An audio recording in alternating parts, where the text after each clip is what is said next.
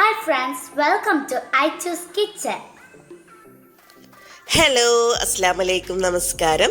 അപ്പോൾ ഇന്ന് ഞാൻ വന്നിട്ടുള്ളത് നല്ലൊരു അടിപൊളി ചമ്മന്തിയുടെ റെസിപ്പി ആയിട്ടാണ് കേട്ടോ. നമ്മുടെ പഞ്ഞിയും വെച്ചിട്ടാണ് ഞാനിന്ന് ചമ്മന്തി ഉണ്ടാക്കുന്നത്. ചില സ്ഥലങ്ങളിൽ മീൻമുട്ട എന്ന് പറയുന്നത് തോന്നുന്നത്, ഞങ്ങളുടെ അവിടെ പഞ്ഞി എന്നാണ് പറയുക. അത് വെച്ചിട്ട് നമുക്കൊരു കിടിലൻ ചമ്മന്തി ഉണ്ടാക്കാം. അപ്പോൾ നമുക്കിത് എങ്ങനെയാണ് ഉണ്ടാക്കുന്നത് നോക്കിയാലോ. അതിന് മുന്നേ എൻ്റെ ചാനൽ ആദ്യമായിട്ട് കാണുന്നവരാണെങ്കിൽ അല്ലെങ്കിൽ ഇതുവരെ സബ്സ്ക്രൈബ് ചെയ്യാത്തവരാണെങ്കിൽ ഒന്ന് സബ്സ്ക്രൈബ് ചെയ്തേക്കണേ. സബ്സ്ക്രൈബ് ചെയ്യുമ്പോൾ തൊട്ടടുത്തൊരു കുഞ്ഞു ബെല്ലൈക്കൻ കാണാം. അത് ക്ലിക്ക് ചെയ്യുമ്പോൾ 3 ഓപ്ഷൻസ് വരും. അതിൽ ഓൾ ക്ലിക്ക് ചെയ്യണം. എങ്കിലേ ഞാൻ വീഡിയോസ് അപ്ലോഡ് ചെയ്യുമ്പോൾ നിങ്ങൾക്ക് നോട്ടിഫിക്കേഷൻ കിട്ടുള്ളൂ. അപ്പോൾ നമുക്ക് ഒട്ടും തന്നെ സമയം കളയാതെ വീഡിയോയിലോട്ട് കിടക്കാം. അപ്പോൾ പഞ്ഞീൻ ചമ്മന്തി ഉണ്ടാക്കാൻ വേണ്ടിയിട്ട് ഞാനിവിടെ കുറച്ച് പഞ്ഞീൻ എടുത്ത് വെച്ചിട്ടുണ്ട്. അപ്പോൾ നിങ്ങൾക്ക് എത്രയൊക്കെ പഞ്ഞി കിട്ടണമെന്ന് വെച്ചാൽ ആ പഞ്ഞി വെച്ചിട്ട് നമുക്ക് ഈ ചമ്മന്തി ഉണ്ടാക്കിയെടുക്കാം. ഇപ്പോൾ കൂടുതലായാലും കുറവായാലും ഒന്നും കുഴപ്പമില്ല. ഇപ്പോൾ നിങ്ങളുടെ കയ്യിൽ വളരെ കുറച്ച് പഞ്ഞീനെ കിട്ടിയിട്ടുള്ളൂ എങ്കിലും അത് വെച്ചിട്ട് വേണമെങ്കിലും നമുക്ക് ഈ പഞ്ഞീൻ ചമ്മന്തി ഉണ്ടാക്കിയെടുക്കാം. അപ്പോൾ ആദ്യം നമുക്ക് ഈ പഞ്ഞീനൊന്ന് ഫ്രൈ ചെയ്തെടുക്കണം. അതിന് വേണ്ടിയിട്ട് നമുക്ക് ഇതിലേക്ക് കുറച്ച് മുളക് പൊടിയും മഞ്ഞൾപ്പൊടിയും ഉപ്പ് ഇട്ടിട്ടൊന്ന് മിക്സ് ചെയ്തെടുക്കാം.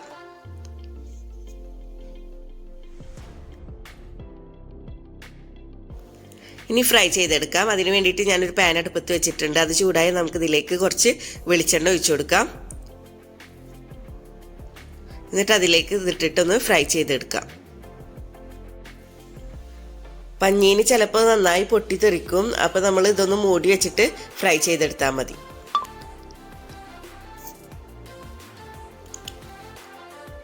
അപ്പോൾ നമ്മുടെ പഞ്ഞീന് ഇവിടെ ഫ്രൈ ആയിട്ടുണ്ട്. നമുക്കിതൊരു പാത്രത്തിലേക്ക് മാറ്റാം.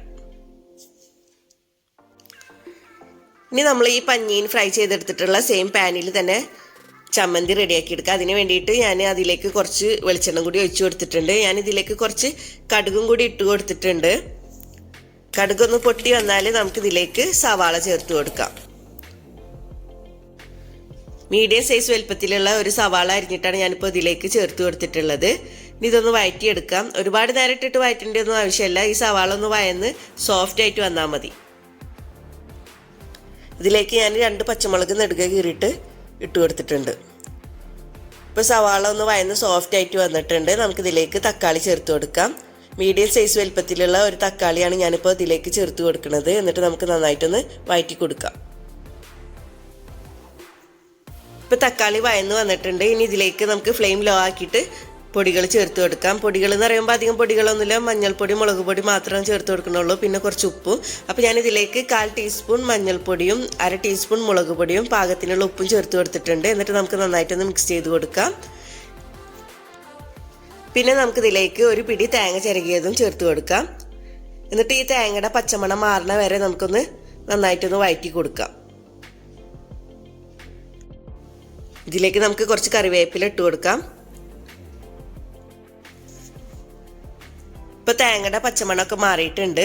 ഇനി നമുക്കിതിലേക്ക് നമ്മൾ ഫ്രൈ ചെയ്തിട്ട് മാറ്റി വെച്ചിട്ടുള്ള പഞ്ഞീനുണ്ടല്ലോ, അത് ചേർത്തിട്ട് നന്നായിട്ടൊന്ന് മിക്സ് ചെയ്ത് കൊടുക്കാം.